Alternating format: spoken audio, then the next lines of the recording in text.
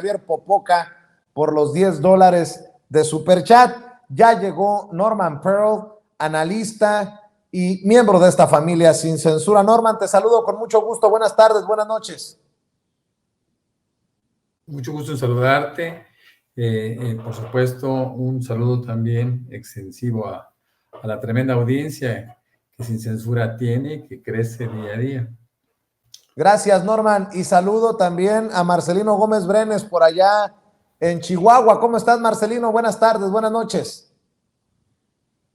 Hola, Vicente. Hola, Norman. Un saludote y un abrazo desde Chihuahua. Ya estamos aquí a la orden. Gracias. Norman, escribías una columna sobre el avance de Morena para ganar el próximo año en el Estado de México. ¿Tú la ves cantada? ¿Qué tan complicado o qué tan fácil sería, dependiendo de tu visión, con una alianza de Va por México que parece desmoronarse con precisamente Marco Cortés dando señales de que el PAN quiere ir solo en el Estado de México, lo que sería un escupitajo en la cara para el PRI? Bueno, yo en la columna primero hago un posicionamiento con respecto a quién es el que tiene que decidir en el Estado de México por parte de Va por México. Ahora yo le llamo Va por el 10% de México, tú sabes, estas actitudes racistas, ¿no? En donde han atacado a la potencial candidata de Morena, o a la virtual candidata de Morena.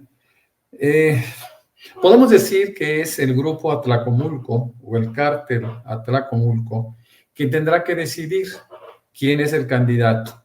Yo planteo una serie de opciones para ellos y les digo, bueno, van a recibir como candidato a un panista que tiene un historial negro y que representa alrededor del 7.5% de los votos, de acuerdo con encuestas muy, muy preliminares, o van a decidir ejercer el derecho que tienen en los acuerdos con Va por México, en donde es el partido en el poder quien debe de decidir el candidato, ¿no?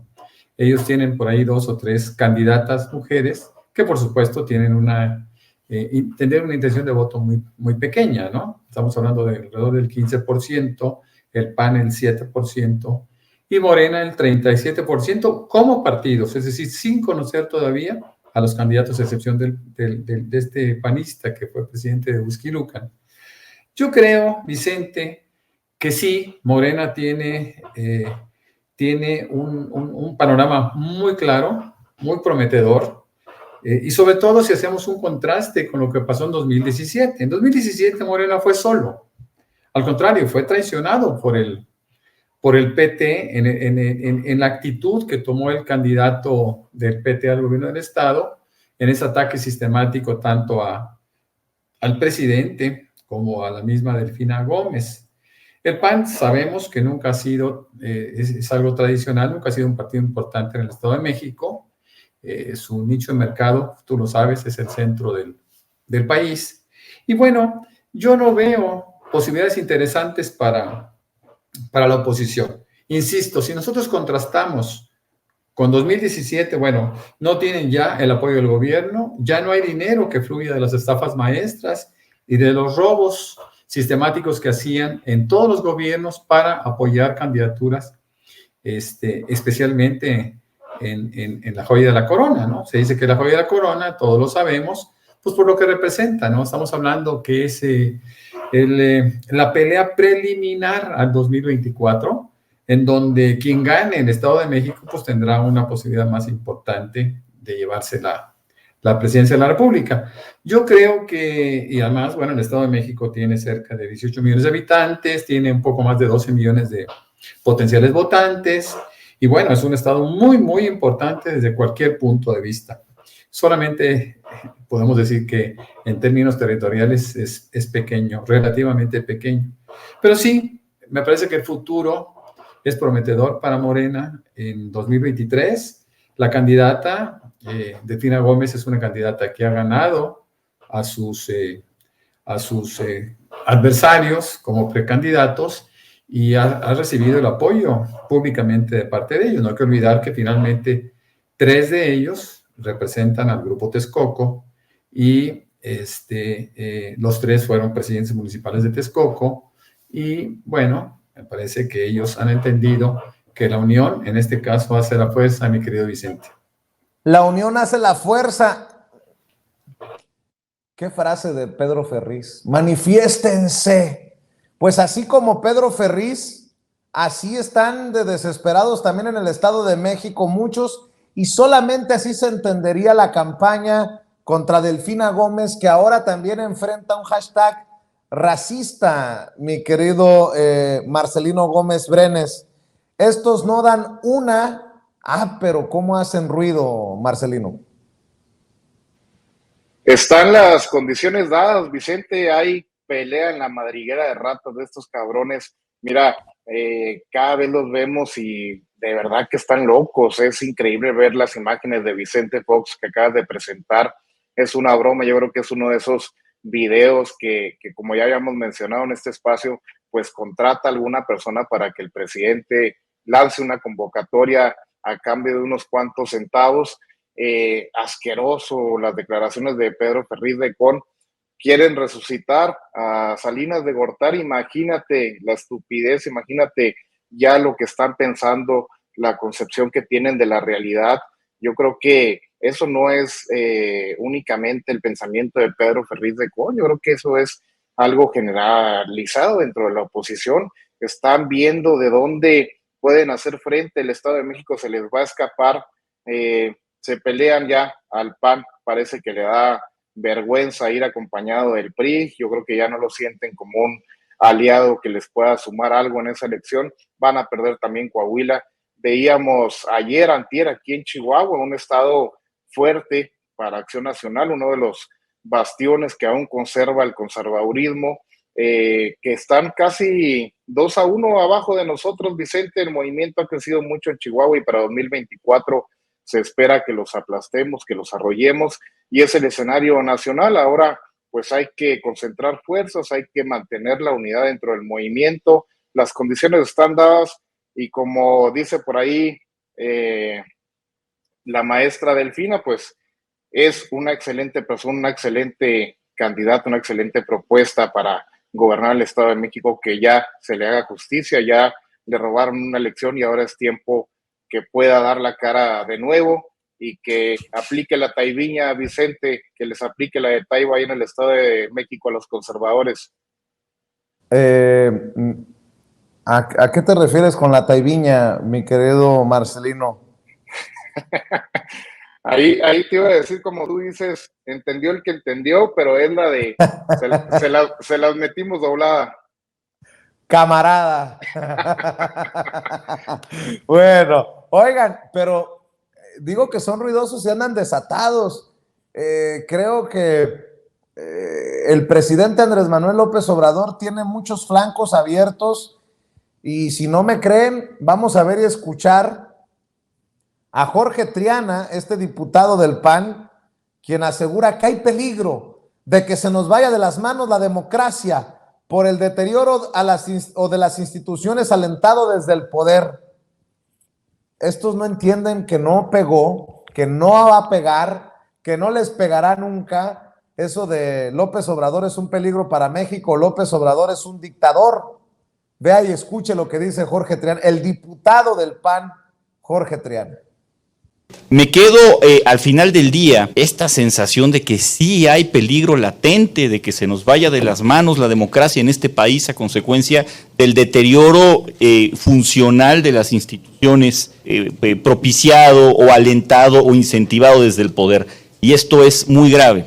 Para que haya una verdadera democracia tiene que haber ciertas condiciones indispensables. Tiene que haber división real de poderes, tiene que haber un Estado de Derecho y tiene que haber instituciones sólidas. Las tres son condiciones necesarias para que se pueda dar esta situación. Si no están acompañadas las tres, no sirve. Y al parecer, y después de ver la manera como se desmenuzó punto por punto la iniciativa del presidente de la República de parte de José Woldenberg, bueno, pues sí hay la intención de tripular, de capturar estas instituciones, por lo menos las instituciones electorales, todas las constitucionales, las 10 órganos constitucionales autónomos, pero específicamente los electorales, y esto es muy grave porque así se empiezan a empedrar los caminos a las dictaduras. Hay que rescatar el camino que llevábamos muy bien hacia la democracia plena. A ver. Otra vez hablando de dictaduras, le digo, parecen disco rayado y no se dan cuenta que no les funciona. Mencionaba a Jorge Triana, a José Woldenberg, el expresidente del Instituto Federal Electoral, quien dijo palabras más, palabras menos, y lo estoy buscando aquí entre mis notas. José Woldenberg dice que la reforma electoral del presidente Andrés Manuel López Obrador es la peor que ha escuchado. Don Pepe, ahora dígalo sin llorar. Estas son las declaraciones de José Woldenberg, un hombre que claramente está en contra de la Cuarta Transformación, claramente está en contra de un gobierno dirigido por un hombre electo democráticamente. Por lo que acabo de decir, ¿podemos asegurar que José Woldenberg también está en contra de la democracia? Vea y escuche las declaraciones del maestro de maestros, José Woldenberg. Nótese mi sarcasmo. ¿Qué es lo que nos propone ahora la iniciativa del presidente? Remar contra esa corriente. Y su propuesta es, perdón que lo diga así, pero estoy convencido, la peor que he escuchado en todos estos 30, 40 años. ¿Por qué? Porque ahora se supone que el presidente de la República va a proponer a 20 consejeros. La Cámara de Diputados 10, la Cámara de Senadores 10 y la Suprema Corte de Justicia otros 20. Y vamos a ir a una elección general para elegir 7.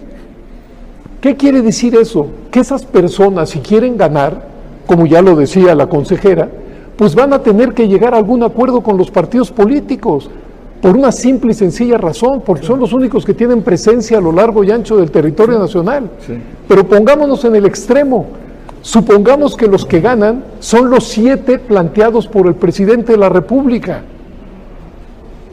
¿Qué autonomía?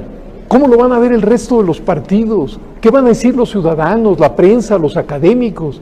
Vamos a volver a un órgano electoral totalmente partidizado. Es decir, a ver. ¿En dónde me perdí? Pues si los consejeros electorales son cuotas de partidos, los de hoy, no los hipotéticos de los que habla José Woldenberg. O sea, a ver si entendí bien. Lo que quiso, ya parezco Burrén Aguilar, el vocero de Vicente Fox, lo que quiso decir el presidente, lo que quiso decir José Woldenberg es, no, ¿cómo nos van a quitar a nosotros la oportunidad de arreglar quién llega y quién no a ser consejero electoral? ¿Cómo se atreven? Si ahí está la marmaja y el negocio. Bueno, pues le duela a quien le duela, le pese a quien le pese, Pablo Gómez, el hoy titular de la Unidad de Inteligencia Financiera, quien ha sido artífice, base de esta reforma electoral enviada al legislativo por el presidente Andrés Manuel López Obrador, asegura que la reforma electoral propone contar con un solo sistema electoral con el propósito de generar ahorros que puedan ser invertidos en obras y bienestar para el pueblo de México. O sea, menos burocracia y más democracia. Bueno, vamos a ver, escuchar lo que dice Pablo Gómez. Administrativos en los institutos electorales, como los tribunales electorales locales, en realidad ya no tienen función. La Constitución fue reformada hace años para quitarles las funciones sustantivas, dárselas al INE, y mientras que los tribunales locales, todo lo que resuelven se traslada por efecto de recursos presentados ante el Tribunal Electoral del Poder Judicial de la Federación. No tiene sentido seguir gastando miles de millones de pesos cada año de parte de los gobiernos de los estados, que podrían usar esos recursos para obras o para mejorar la infraestructura en sus entidades, de algo que no sirve, ¿no? El INE toma todas las decisiones, nombra a los integrantes de estos órganos administrativos, etcétera. O sea, hay que hacer lo que ya se había acordado por los propios partidos. No Se cumplió. No y no. ¿Cómo se le ocurre? Nótese mi sarcasmo. ¿Cómo se le ocurre, don Pablo Gómez, que les vamos a quitar Harley Davidsons, sueldos dorados, les vamos a quitar todos los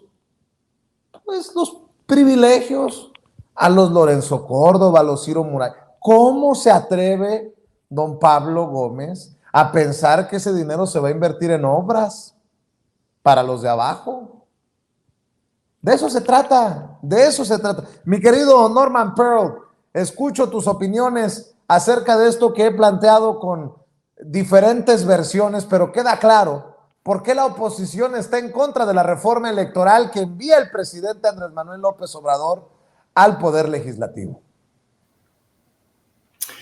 Yo creo que la parte sustancial de la reforma tiene mucho que ver con la modificación del actuar o del accionar por parte de los órganos electorales, tanto el Instituto Nacional Electoral, el INE, como el Tribunal Electoral del Poder Judicial de la Federación.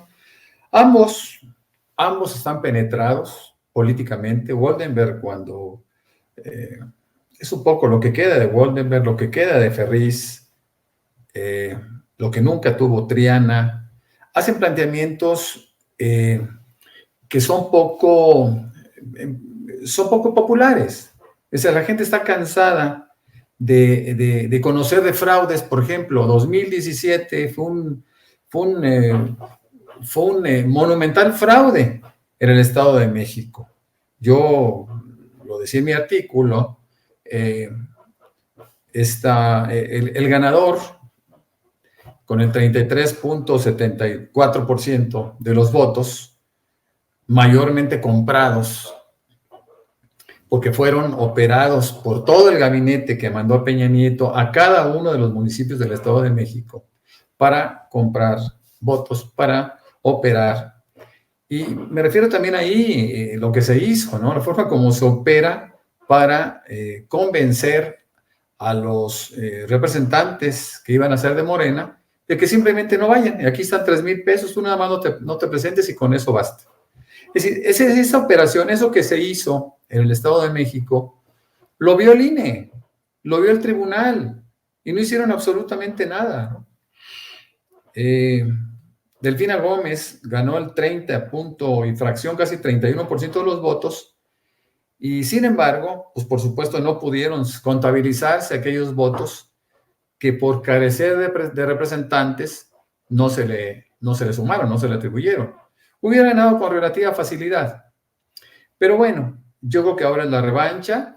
Esta reforma electoral, que seguramente no va a pasar, cuando menos va a dejar constancia de lo que se pudo haber hecho. Todos los consejeros electorales han sido cuotas de partido. Cuando Woldenberg habla de despartidizar, se está haciendo tonto solo. O no aprendió, o no entendió, o simplemente es un cómplice del sistema, ¿no? Cuando hablan también por ahí del regreso, Ferriz, del regreso de Salinas y de Zedillo, pues aquí la pregunta es, ¿con qué autoridad moral podrían regresar quienes no fueron elegidos realmente? Fueron producto del dedazo, pues no tenían competencia para poder hacerse de la presidencia, ¿no? De tal manera que los recuerdos que tenemos de Salinas y de Zedillo, para muchos, especialmente de mi edad, pues son muy frescos, ¿no? Y además, muchas familias lo siguen todavía padeciendo, ¿no? Lo mismo que lo que hizo Felipe Calderón. Hay cosas que el político hace sin pensar en la historia, ¿no? en la historia que eventualmente los va a juzgar. Hay cosas que se hacen con toda impunidad, como lo que dicen y como lo que plantean estos personajes del pasado de la historia de México, para poder simplemente justificar el por qué están ahí en el mercado o tratando de estar en el mercado todavía. Me da muchísima pena, mucha pena la existencia de estos personajes, ¿no? Yo la vez pasada decía que me deprimía ver físicamente a Feliz de Con, pero ahora te puedo decir, coincidiendo con Jaime, realmente es una pena el intelecto que pueda mostrar este leedor de noticias que durante tantos años contó con el apoyo y con el subsidio por parte de Carlos Salinas y Ernesto Zedillo, precisamente, Vicente. Así es, Marcelino Gómez Brenes, están cabrones, ¿no? Pero conste que aquí lo hemos advertido una y otra vez, después de la reforma eléctrica, esta discusión de la reforma electoral dejará evidenciados a los enemigos de la democracia, a los enemigos del pueblo.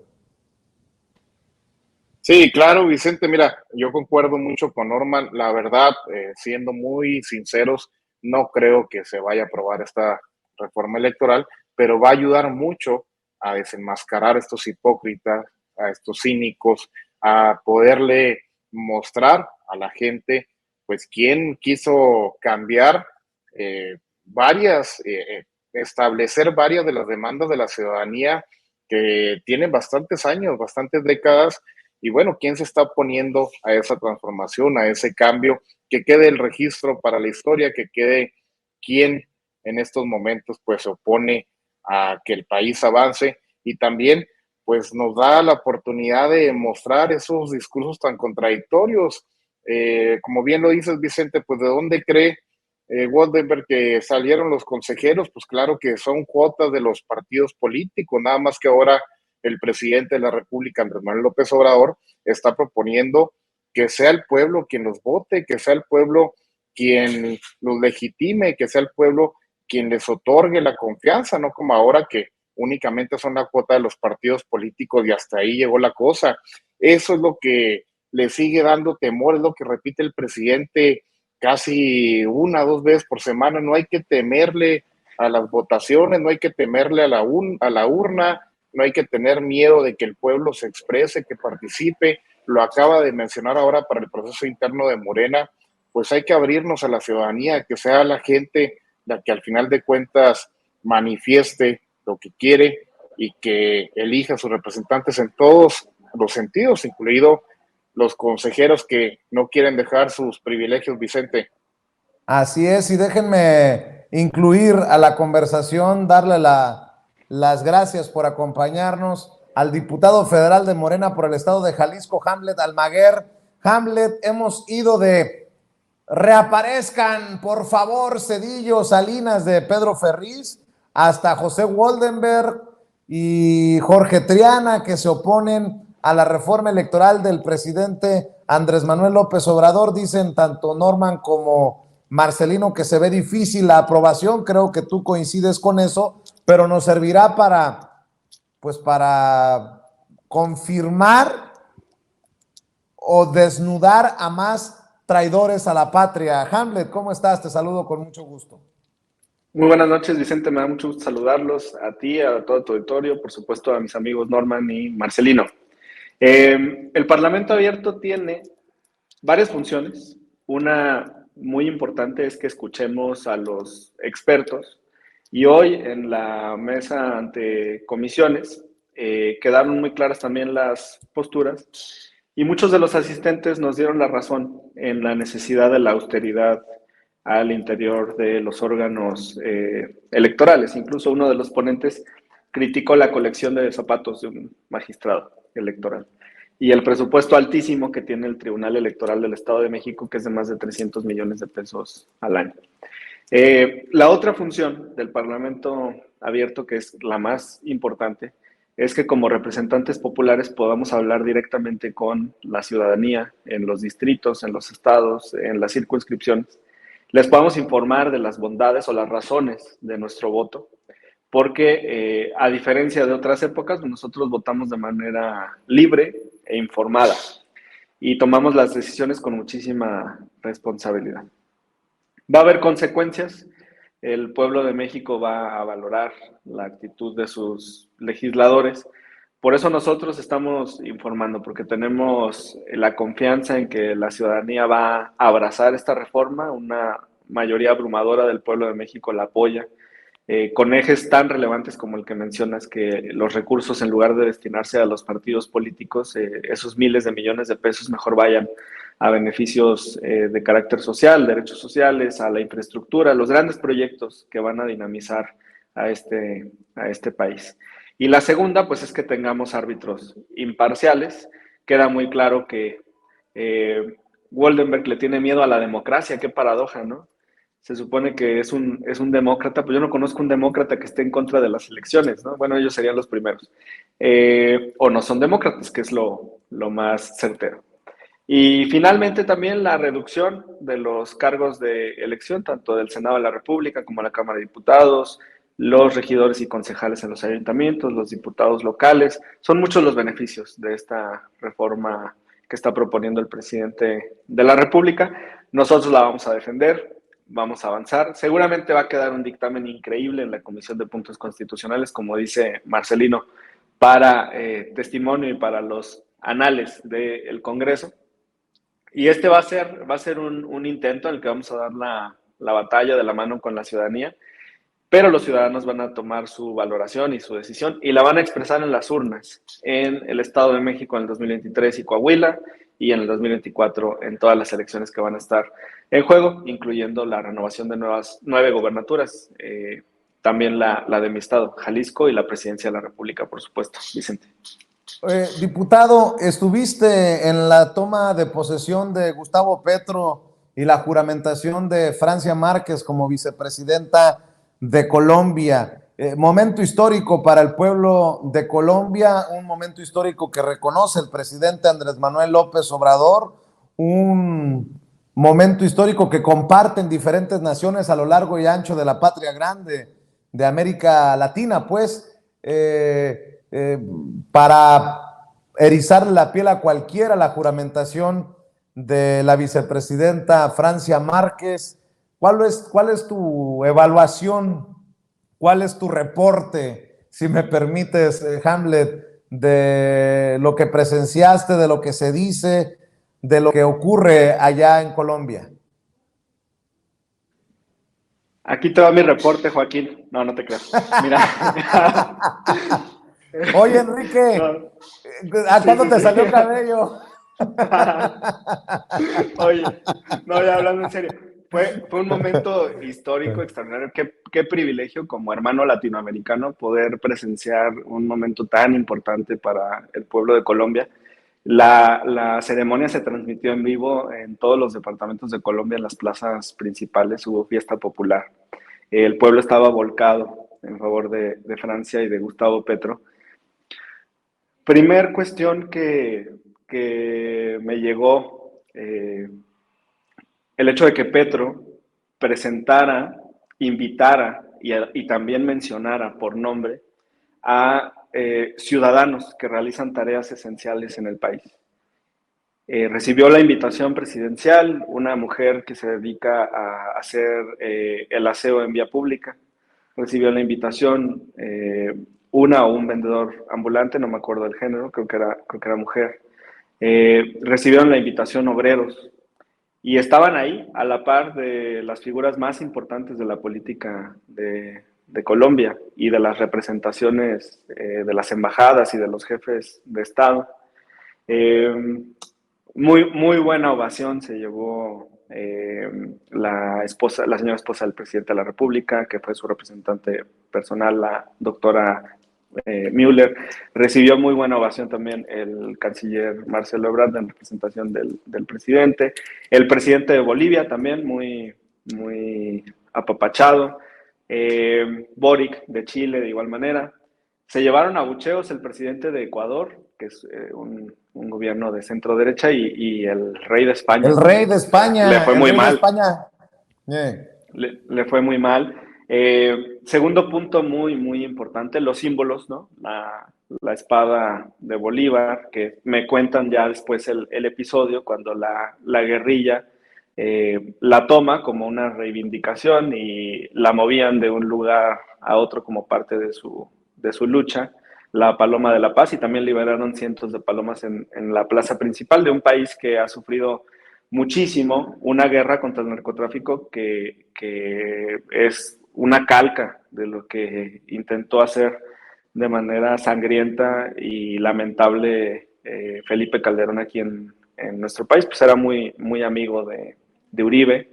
Y después de tantos años de gobiernos conservadores, un momento de mucha esperanza. Yo veo al Parlamento de allá con prisa, actuando muy rápido. Lo primero que han anunciado es una reforma tributaria para cobrarle más impuestos a los que más tienen y beneficiar al pueblo. Y vamos a trabajar de la mano, ya viene muy pronto una interparlamentaria, o sea, del Congreso de Colombia y el Congreso de México, para sacar juntos todos los temas bilaterales. Se va a profundizar muchísimo la relación, en la recepción también de la vicepresidenta, pues una exposición cultural del pueblo afrocolombiano extraordinaria, la presencia de muchas representaciones de países africanos, de Haití, de otras naciones, y la visión de Francia, de la defensa de los derechos de las minorías, dice ella, no solamente de las mujeres, sino con una perspectiva de interseccionalidad de las mujeres que además son pobres y además son indígenas o afrocolombianas. Y este ímpetu que tienen por transformar al país, así es que nos llena de emoción y fue un gran privilegio, Vicente, estar ahí presentes. Nos recuerda mucho el espíritu de 2018 que sigue hasta nuestros días y se refrenda en las urnas cada que la ciudadanía tiene la oportunidad de apoyar al proyecto del presidente López Obrador y cada que nosotros en el Congreso también apoyamos sus propuestas, sus iniciativas y su proyecto de transformación. Qué jodido ha de ser para los conservadores, Marcelino Gómez Brenes, escuchar lo que acaba de decir Hamlet de las reformas tributarias. El López Obrador ha infectado por todos lados a este continente, mi querido. Bueno, y más allá del continente, mi querido Marcelino Gómez Brenes, yo creo que estos cambios históricos que estamos viendo en diferentes naciones como Colombia ayer, llevarán, esa es mi percepción, esa es mi idea, esa es mi opinión, al presidente Andrés Manuel López Obrador a asumir, quiera o no, el liderazgo regional que se ha ido ganando y que le han ido cediendo también los líderes de diferentes naciones, Marcelino. Claro, Vicente, tiene que asumir ese rol de líder continental, de líder de la región. Ha sido un ejemplo no solamente el presidente López Obrador para América Latina, sino en general la Cuarta Transformación ha contagiado, no infectado como diría la oposición, pero sí contagiado de esperanza a muchos pueblos latinoamericanos, en muchos movimientos populares. Hemos visto cómo pues es referente nuestro presidente de muchos líderes políticos y sociales de nuestra América. Y bueno, esto viene a sumar y sobre todo también a fortalecer la posición de México y de nuestro gobierno frente al gigante vecino que tenemos al norte. Eso va a sumar, va a respaldar la posición política de México. Qué bueno que en estos momentos, en esta fase, en este proceso de la Cuarta Transformación, pues se suma un país tan importante como es Colombia, después de tantos años y con una problemática, lo decía el presidente de Colombia, muy similar a la de nuestro país, con una guerra contra el narcotráfico también dictada desde Estados Unidos, similar a la que nos impusieron en México. Entonces tenemos realidades sociales, problemáticas muy, muy parecidas que vamos a tratar de superar como bloque regional, como bloque latinoamericano, y que bueno, pues esto también va a respaldar a nuestro presidente y a nuestro gobierno frente al mundo. Qué bueno que Hamlet anda por allá también representándonos dignamente, anda muy con traje y con todo ya en modo gobernador, Vicente. No, ya está de regreso en México. El querido Hamlet es bien chambeador, bien trabajador y ni oportunidad tuvo por lo que entiendo, de un paseo por Colombia. Querido Norman Pearl, es el despertar del pueblo en diferentes países de América Latina. Creo que la saga se inicia en México o se continúa en México con mayor fuerza, esto de ver por los pobres y que ha llevado a Colombia ayer a recibir a Gustavo Petro y a Francia Márquez como presidente y vicepresidenta respectivamente, y casi estoy seguro que también llevará a Brasil a la elección de Luis Ignacio Lula da Silva, una figura trascendental, histórica en nuestro continente en las próximas elecciones, Norman. Mira, es motivo de alegría, por supuesto, ver cómo el fantasma, parafraseando a otros, el fantasma del progresismo invade América Latina, ¿no? Vemos cómo Bolivia primero, después México, Argentina, cómo se suma Perú, cómo se va sumando ahora Colombia, ¿no? Que era el país más reticente al cambio, por los acuerdos y por las negociaciones que tenían con los Estados Unidos, bases militares, etcétera, etcétera. Pero yo creo que también, y por supuesto, considerando este futuro tan halagüeño para nosotros, ¿no? Como latinoamericanos, con Lula da Silva, me parece que es en octubre, cuando son las elecciones, y él tiene una posibilidad de llegar al poder nuevamente muy grande. Entonces, serán unos cuantos países los que queden un poco en el aire, ¿no? Todavía sojuzgados por la OEA, por Estados Unidos, como puede ser Uruguay. Fíjense nada más que quién lo dijera, ¿no? La tierra de Galeano, ¿no? La tierra de las luchas que nos antecedieron en contra de las juntas militares. Cómo queda Uruguay, Paraguay, todavía por ahí, y algunos pequeños países de Centroamérica. No quiero incluir aquí a Nicaragua, porque Nicaragua vive un proceso muy, muy distinto al que en 1979 deseaba el pueblo nicaragüense, cuando a través del Frente Sandinista de Liberación Nacional lograba el poder y lograba erradicar a Tacho Somoza y todos su gente que tanto daño hicieran en esos pueblos, ¿no? Yo estoy muy contento, me parece que es para que todos los latinoamericanos empezamos a entender y empezamos también a pensar en un futuro muy distinto, ¿no? Es un futuro en donde nosotros vemos cómo son las mayorías, son los pueblos los que van poniendo sus gobernantes, ¿no? Ya no la imposición tras bambalinas que hacían Estados Unidos y otros países poderosos en el mundo. Es decir, aquí estamos hablando de que es el pueblo que poco a poco va imponiendo a un gobernante que les sirva, que les beneficie, ¿no?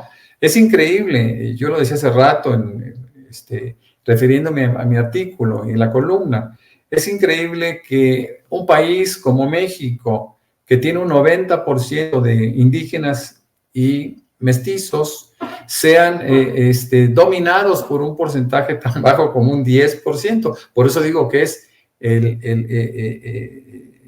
vamos por el 10% de México, lo que tendría que decir Claudio X González y su grupo, ¿no? Yo creo que América Latina está despertando, ha despertado, nos queda ya cualquier cosa para poder cerrar el círculo y decir que América Latina finalmente es libre, mi querido Vicente. Querido, ¿por qué no cerramos invitando a la gente a tus trincheras, Norman Pearl? Sí, claro que sí, con muchísimo gusto, y también, por supuesto, con el gusto de haber participado con nuestros buenos amigos como son Hamlet, Marcelino y tú mismo como conductor. Sí, a mí me encuentran en Twitter como Norman F. Pearl, y con el mismo nombre. Me pueden encontrar también en Facebook, en mi página personal y en la fanpage.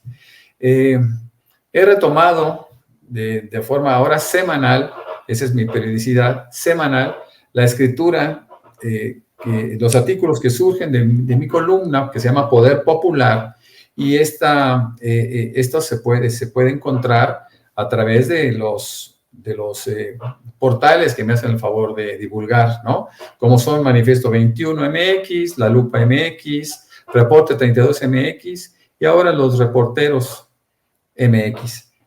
Muchas gracias por todo y bueno, pues yo estoy muy pendiente de la evolución política y social que se tenga en nuestro país. Claro que sí, muchas gracias por acompañarnos, Norman.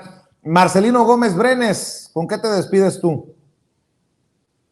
Agradeciéndote, Vicente, como cada lunes estamos muy pendientes de tus transmisiones también desde temprano y estamos siempre dispuestos aquí desde Chihuahua para apoyarte y agradecerle mucho a la audiencia, a Norman y a Hamlet. Estamos en todas las redes sociales como Marcelino Gómez Brenes, en Facebook, Twitter, Instagram y YouTube. Te mando un abrazote, Vicente. Muchas gracias, Marcelino. Diputado Hamlet Almaguer, comentario, tema, reflexión, algo para cerrar y obviamente también tus redes sociales, Hamlet. Muchas gracias, Vicente. Mira, es corbata andina festejando el triunfo de Petro. Hace rato tuvimos un debate en Milenio con el diputado Triana sobre el acuerdo que anunció el presidente para el tema de la Guardia Nacional. Yo les quiero decir que la Constitución habilita al presidente de la República para disponer, dice textualmente, de la totalidad de las Fuerzas Armadas y de los integrantes de la Guardia Nacional. Y ese fundamento constitucional soporta la decisión del presidente de la República y ya está habilitado por la propia Carta Magna, podría emitir el acuerdo de manera directa. El diputado Triana dijo que iba a revisar el informe que la propia Constitución establece que tiene que enviar el presidente de la República. Lo que desconocía es que ese informe no lo revisa la Cámara de Diputados, sino el Senado de la República. Entonces es una facultad exclusiva en la que nosotros no intervenimos, pero así está el nivel de ignorancia de los diputados en otras palabras, le pusiste una santa arrastrada, pues. La verdad nos fue bien. La disposición constitucional es muy clara y este es un debate que en cualquier momento pues va a llegar a la Suprema Corte de Justicia de la Nación. El presidente va a avanzar con el acuerdo, nosotros lo vamos a apoyar. La oposición va a impugnar. La vía no es una acción de inconstitucionalidad, sino una controversia y la Suprema Corte va a resolver. Yo espero que las y los ministros liberales de la Suprema Corte apoyen al presidente de la República.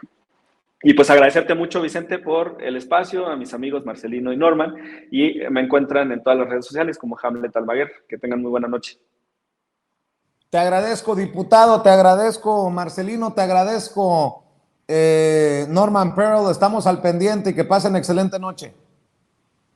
Buenas noches, gracias a los amigos por acompañarnos aquí en Sin Censura. Déjenme saludar.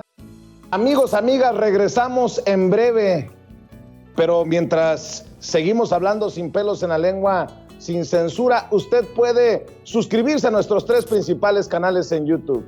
Sin Censura Media, en donde tenemos más de 1,600,000 suscriptores, Sin Censura TV, en donde tenemos más de 1 millón de suscriptores, y en Sin Censura Presenta, en donde queremos llegar muy pronto a los 100,000 suscriptores. Si usted ya está inscrito en Sin Censura Media, suscríbase en Sin Censura TV. Si ya está suscrito en Sin Censura TV y Sin Censura Media, suscríbase a Sin Censura Presenta. Recuerde que es gratis, no tiene que sacar un solo centavo de su bolsillo para apoyarnos. Dele clic en la campanita para que los señores y señoras de YouTube envíen las notificaciones cuando estemos transmitiendo en vivo y en directo o estemos subiendo videos.